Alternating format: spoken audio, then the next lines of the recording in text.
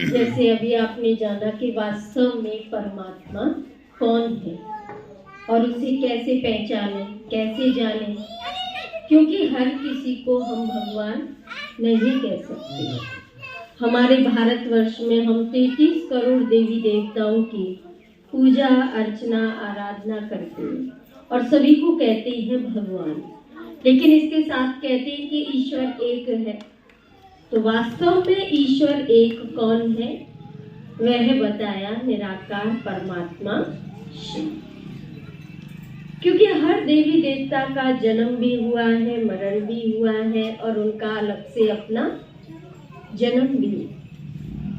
तो जब अलग से सबको देहे है तो वह भगवान नहीं, वह देवता ही है। परमात्मा तो वही है वास्तव में जो जन्म मरण से न्यारा है, जिसको अपनी देही नहीं है, जो स्वयंभू है, स्वयं का रचयिता है, उसको रचने वाला कोई और नहीं है। और उसी के यादगार में हम महाशिवरात्रि पर्व मनाते हैं। कोई एक नहीं, दो नहीं, पूरे भारतवर्ष के कोने कोने में महाशिवरात्रि पर्व हम मनाते हैं। लेकिन वास्तव में शिवरात्रि क्यों मनाई जाती है? भोला चौदस पर ही क्यों शिवरात्रि कही? क्योंकि कलयुग का ये चौथा कलयुग का अंतिम समय, जब चारों युग हमारे बीत जाते हैं, तो इसका अंतिम समय ही शुक्ल पक्ष की अंतिम अंधियारी रात चौदस की ही वो शिवरात्रि कही जाती है, भोला चौदस के रूप में।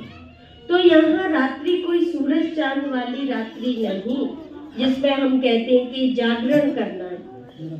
लेकिन भगवान ने कहा जागरण कोई वैसे नींद से जाग के भजन कीर्तन करना नहीं। जागरण माना उसके साथ साथ अपनी आत्मा की ज्योत को परम ज्योत परमात्मा से मिलाकर सदा के लिए जागती ज्योत बन जाना, अपने जीवन से अज्ञान अंधकार को दूर कर देना ही जागरण करना है। जेगर चढ़ाते हैं, जेगर चढ़ाना अर्थात जो बूंद बूंद शिव जी के ऊपर निरंतर पड़ती है, तो हम ईश्वर से यही प्रार्थना करते हैं कि प्रभु ज्ञान अमृत की बूंद निरंतर मुझ आत्मा को भी जीवन में आपसे प्राप्त होती रहे। तो इसके साथ ही बेर चढ़ाना अर्थात अपने जीवन की वैर भाव अर्पित करना, अक धतूरा चढ़ाना विषयुक्त चीज चढ़ाना अर्थात अपनी विषय विकार परमात्मा को अर्पित करना कि इन्हें अब हम जीवन में धारण नहीं करेंगे।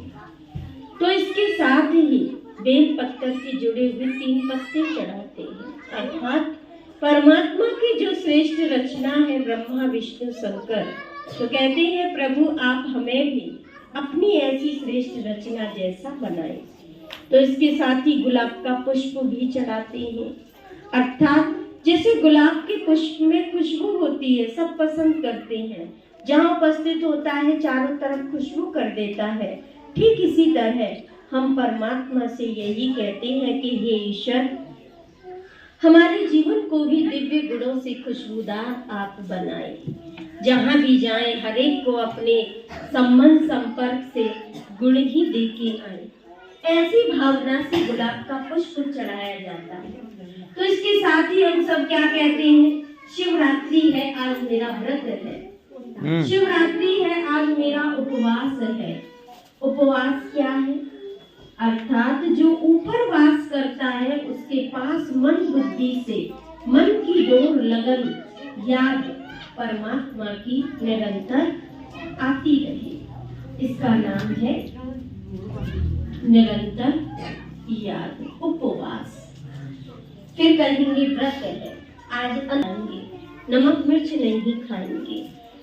तो व्रत माना नमक मिर्च छोड़ना, माना नमक मिर्च जैसी बातें छोड़ना, कड़वे वचन छोड़ना, यही है तीखापन छोड़ना। आज व्रत है, मीठा खाना है, फीका खाना है, नमक मिर्च नहीं खाने।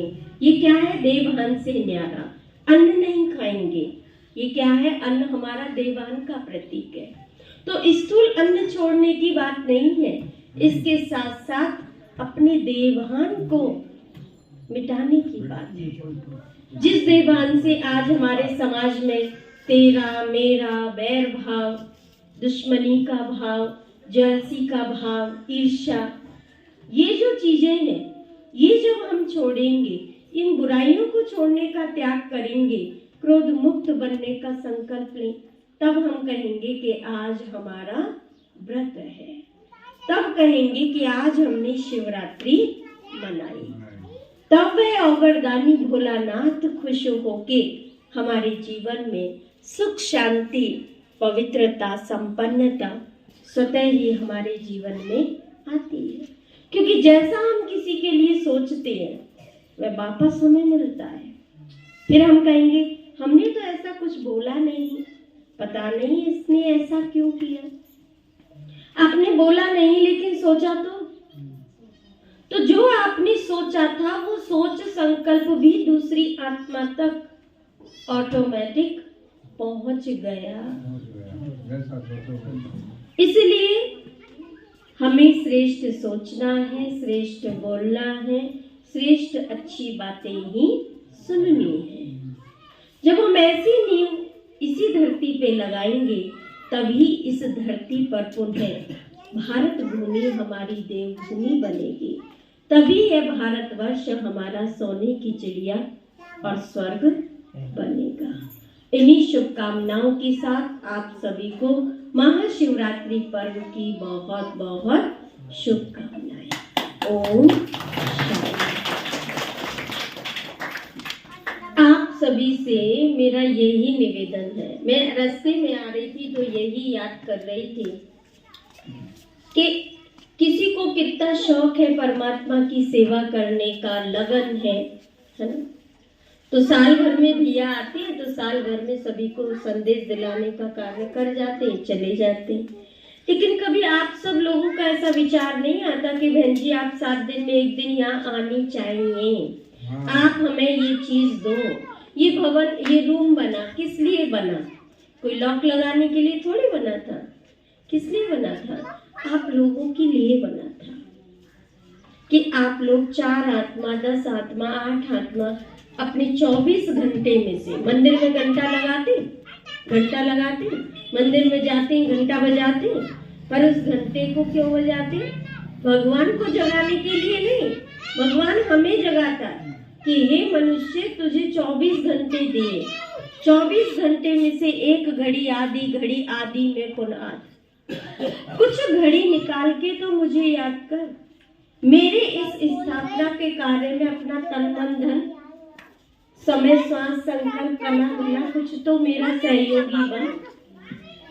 तो ये इसलिए ये निमित्त स्थान बना। आप कार्य करती हैं, दुनिया में कोई भी फ्री नहीं है, बच्चे, बूढ़े, जवान, रोजगार वाले, बेरोजगार वाले, कोई भी संसार में फ्री नहीं है। लेकिन जिसको लगन लग जाती है वो अपने सब कार्य भी करता है और भगवान को याद भी करता है। तो आप आधा घंटा निकाल के भी यहाँ इकट्ठी हो, बाबा का ये संदेश अच्छे से समझें, अपने जीवन में उतारें, तो आप अनुभव करेंगी कि घर की भी उन्नति होती है, घर में सुख शांति भी आती है और हमारे दिन दुगनी रात चौगनी हमारी उन्नति हर एक 4 दिशाओं से होती जाती है। पर जब तक हम उसकी याद को जीवन में धारण नहीं करेंगे, उसका प्रयोग नहीं करेंगे तो कैसे पता चलेगा? तो आप यहाँ पे अम्मा जी रहती हैं, इनसे कहो, इन्हें संग लेके आओ, साधन चलते कि बहन जी कोई भाई नहीं रहते पर हम माता है, माताओं के ऊपर तो भगवान ने ज्ञान कलश रखा, भगवान ने माताओं को चुना है। रास्ते में मैं बात कर रही थी तो भैया कह रहे थे भाई कोई यहाँ रहते नहीं है, काम पे निकल जाते। नहीं, भाई तो चले जाते पर माताएं तो घर में रहती हैं। भगवान को याद करना तो हर एक का अपना अपना विषय है। ये थोड़ी है कि भाई रहेंगे तभी आप कोई काम करेंगे। तो जैसे हम घर के कार्य की एक जिम्मेवारी अपनी समझते हैं, भाई रहे या ना रहे, पर अपने घर के सब कारोबार सब संभालती है ना, सब व्यवस्थाएं करते हैं ना, तो ऐसे ही बाबा के कार्य में भी हम अपने समय श्वास को लगाएं, तो उससे हमारा डबल भाग्य बनता है। कहते हैं गृहस्थ आश्रम तो सबसे बड़ा आश्रम है। क्यों? क्योंकि डबल काम कर रहे हैं, घर का भी सब संभाल रहे और भगवान के भी सहयोगी बन रहे, अपना भी कल्याण कर रहे।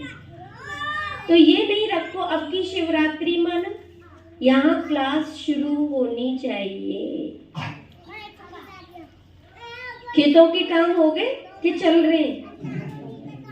चल रहे हैं। आप शाम को कितने बजे आती हैं? फ्री होके अपने घर में कितने बजे आ जाती हैं शाम को? 5:30। तो 5:30 से 6 बजे कोर्स रख लो। 5:30 से 6 बजे आधा घंटे में क्या हो रहा है बताओ? सब तैयार है? बोलो तैयार है तो हाथ खड़ा करो सभी। तैयार है, आप आएंगे जब? नहीं, मैं इसीलिए तो कह रही हूँ ना, तुम तैयार है तो मैं तो कल से ही कराऊं कोर्स, क्योंकि पिछली बार छोड़ दिया था तो वो पीछे वो जिनको जिम्मेवारी दी जाती है वही ढीले पड़ जाते हैं।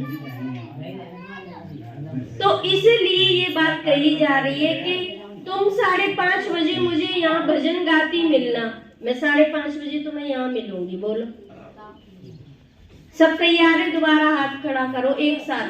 सोचो नहीं, करना है भाई। जो यहाँ है तो वो हाथ खड़ा करो, है ना?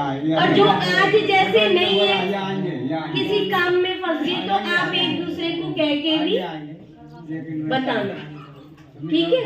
तो कल से ही 5:30 कल भैया तो यहीं के है ना, तो कल से 5:30 बजे रेगुलर आपको कोर्स मिलेगा, ठीक है? और 5:30 बजे यहाँ आपको घड़ी देख के इकट्ठा हो जाना है, कोई बुलाने नहीं जाएगा।